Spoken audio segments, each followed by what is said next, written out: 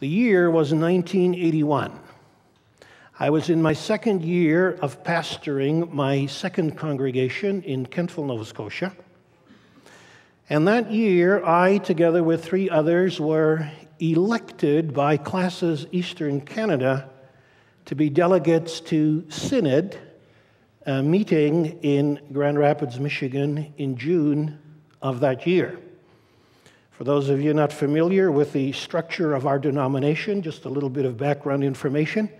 The Christian Reformed Church in North America has over 1,000 congregations, 3/4 of which are in the United States, 1/4 in Canada, or as they would say in the U.S., 3/4 or 1/4. Always a very strange thing, I've thought. But all these congregations of the Christian Reformed Church in North America are geographically divided into what we call a classes. A classes is a regional grouping of churches, and it's spelled C-L-A-S-S-I-S. The plural is C-L-A-S-E-S, classes. So here we're part of Classes Quinte. Classes Quinte runs from Ajax to Kingston and up to Peterborough, Lindsay. And when I was in Classes Eastern Canada, that runs from the nation's capital and Cornwall east, including the Maritimes. And each year, each classes, and there are 47 of them in the denomination, elect 4 delegates, 2 pastors and 2 elders, to represent that classes at the denominational level at a meeting called Synod. Usually happens in Grand Rapids, usually first or second week in June. Sometimes it meets in other places, but they deal with the business as it pertains to the whole denomination. So that particular year was my first opportunity to be delegated to Synod. And it so happened, in the wisdom and in the providence of God, and I'm still a little puzzled by that I was assigned to be the reporter of one of the pre-advice committees, the one dealing with interchurch relationships. And again, the background there is this: all business that comes to Synod, appeals and protests and reports of standing committees, all go to a series of pre-advice committees. When you're a delegate to Synod, everybody gets assigned, almost everybody, to one of these committees.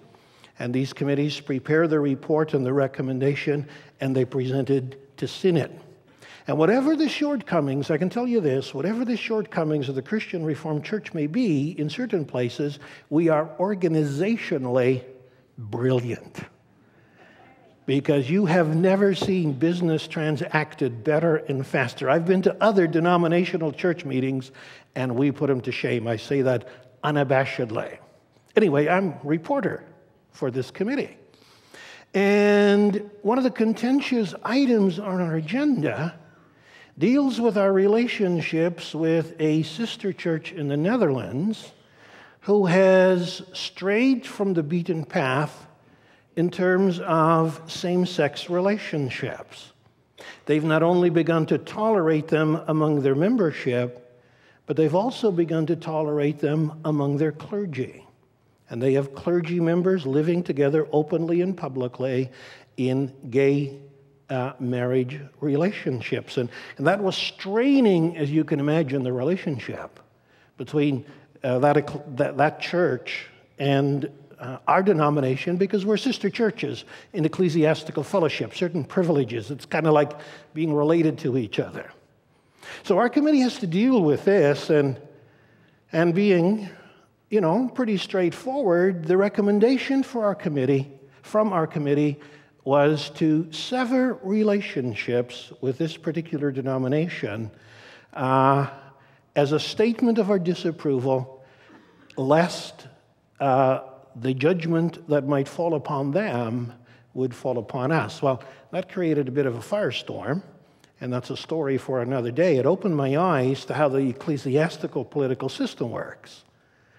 But more importantly for our consideration this morning, I will never forget the conversation that some of us on this committee had with a spokesperson for that particular denomination.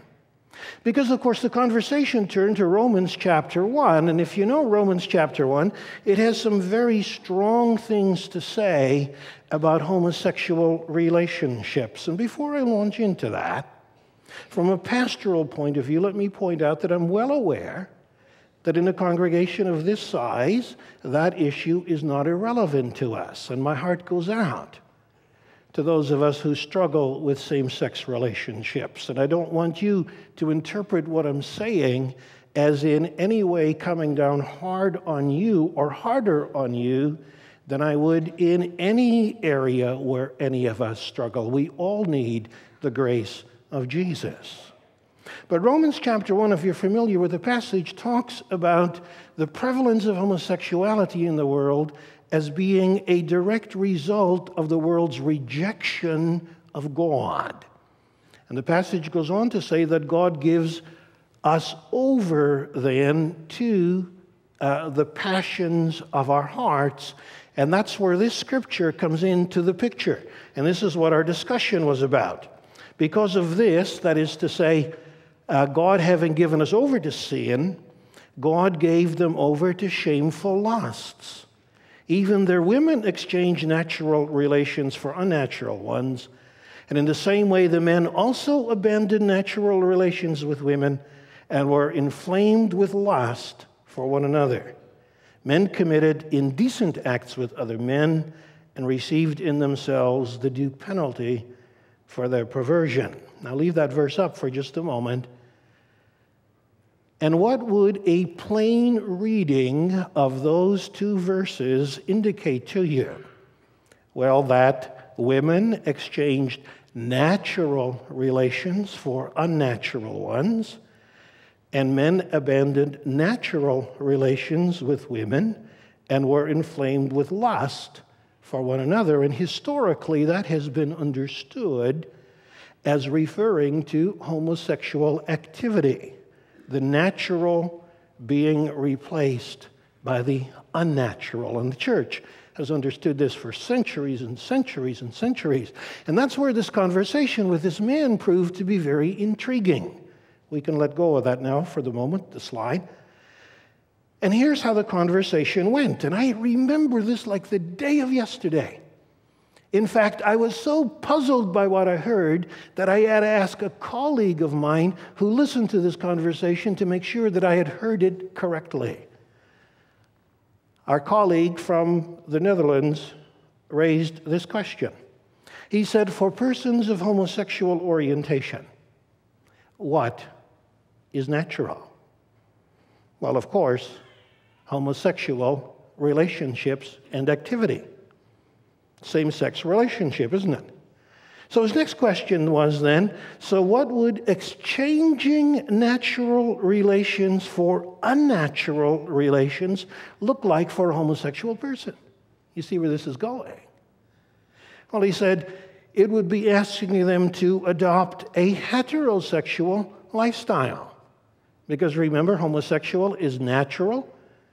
You're asking them to exchange it for heterosexual. That is unnatural. And so here's his conclusion. And I'm still shaking my head over it. His conclusion was that Paul here was not criticizing or prohibiting homosexual activity. He was warning against asking homosexuals to become heterosexuals. Are you with me there? And it's not a polite thing to say, but I almost dropped my drawers. And I remember thinking, here is a brilliant mind, a leading spokesperson for his church, delegated by his denomination to be a fraternal delegate to our ecclesiastical assembly. And he is spouting this kind of nonsense?